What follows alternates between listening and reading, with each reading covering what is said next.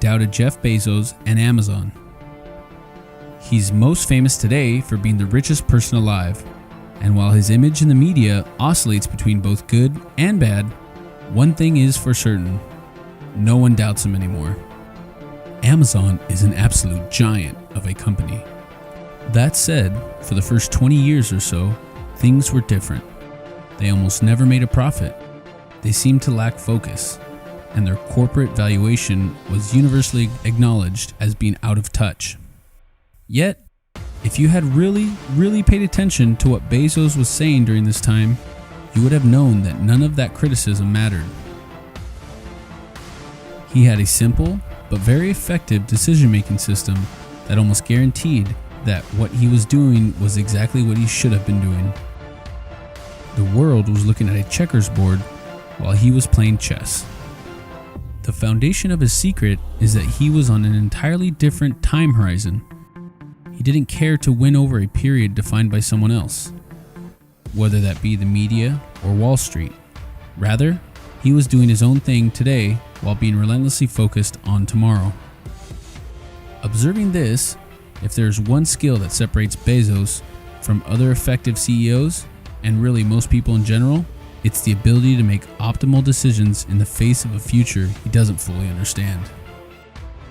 Most of us have to make similar decisions all the time, and these decisions are incredibly important, and their consequences can ripple for decades.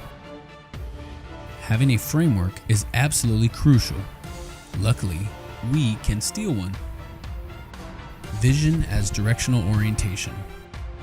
The biggest paradox we face when it comes to decision making is that we are forced to make decisions now about something that doesn't exist.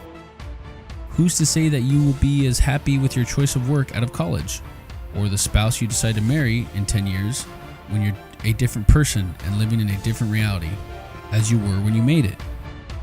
In fact, the chances are that you won't be.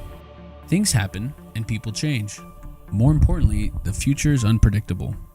It doesn't yet exist. We live in a complex world with an infinite number of variables that interact with each other to lead us down a certain path. And because of that fact, there is a broad distribution of probabilistic outcomes that can occur. And yet, without a long-term compass to guide us, it's hard to be intentional about our day-to-day actions. We need to have a rough idea of where we want to be in 10 to 20 to 30 years. We have to do something. In this case, the solution isn't a specific vision or an external metric of success, but a general directional orientation based on the evidence from your past. Nothing too specific, but still a thing worth striving towards. When it comes to making the most important and the most long-term decisions, Bezos has a simple rule that's quite useful. Focus your vision on the things that won't change. At Amazon, this means that everything is built around their value of customer obsession. They don't try to hop on every new fad because they don't know which one will still matter. They do, however, know that in 20 years, customers will still want faster deliveries and cheaper products. They can build a future around making that a primary area of focus. Similarly, if you're 30 years old, you may not be able to say exactly how your personal taste will evolve tomorrow. But you can be reasonably sure that if you have enjoyed being creative for 20 years, then the next 20 years likely won't change that. You can build a career around that. Having a long-term focus gives you more control over the product of your actions, but that doesn't matter if you don't have a stable orientation. The only way to get one is to determine what part of you will remain intact. The slow guidance of tinkering. Once a directional orientation is decided, the focus turns closer to home. You have to actually figure out the steps you need to take to get there. The problem at this point is that if your directional orientation isn't overly specific, it shouldn't be. And if it's a long way out, as it should be, then it's hard to work backwards to determine clear day-to-day steps of action. On top of that, it can be impossible to know where exactly to start. It's easy to decide that you want to be remembered as a great artist in 30 years, but how do you decide what kind or the details of how you're going to improve? The answer is surprisingly simple. test, and then drop, tinker, and then build. Many people make the mistake early on in the lifetime of a big decision to take one path and stick to it. That's generally not optimal because, again, it's difficult to know what exactly you need or like until you have it. What you really want is to explore many different paths and then experiment with each of them. If something is working, keep doing more of it. If it leads to failure, use that failure as an information point to rule out options. This is how you harness both the benefit of strategy and serendipity at the same time.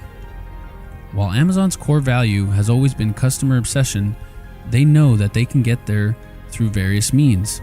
And although they began by selling books and then other retail items, they also made sure to experiment and explore in other avenues, like cloud computing, branded hardware, etc. Today, a significant portion of their revenue and much of their profitability actually comes from seemingly random bets like cloud computing. If they hadn't taken the route of tinkering over prematurely choosing one or two specific paths, they wouldn't have failures like the Amazon Fire Phone, but they also wouldn't have AWS, which brought in $20 billion in 2017, and Amazon Prime, which now has over 100 million paying customers.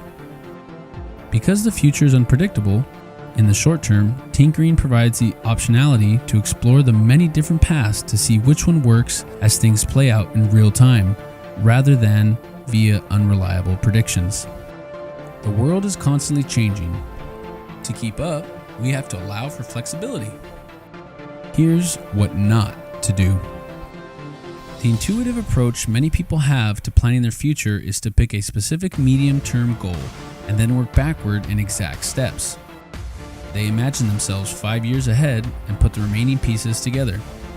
The problem, however, is that medium-term goals don't allow for versatility. They are often too defined, which is an issue when dealing with uncertainty, and they are too brief, which rushes the patience you need to tinker.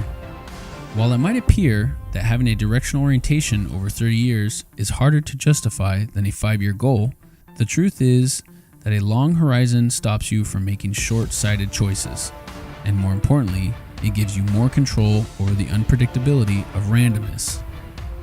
This was exactly the reason people doubted Bezos and Amazon for all those years. They were too focused on results over a quarter, and in the process, they failed to see how well they were being set up for the decade. It's easy to have luck work against you in a short time frame, but it's almost impossible to not succeed if you're willing to put 30 years of work into it. We live in a dynamic and changing world, and the only way to make effective decisions in such a world is to avoid static frameworks. We have to allow a degree of fluidity and openness in how we make choices. The future may be unpredictable, but it doesn't mean that you can't shape it. Thank you for watching. Don't forget to subscribe and hit the bell notification to never miss any uploads from our channel. This information was shared by Zat Rana, who writes at designluck.com.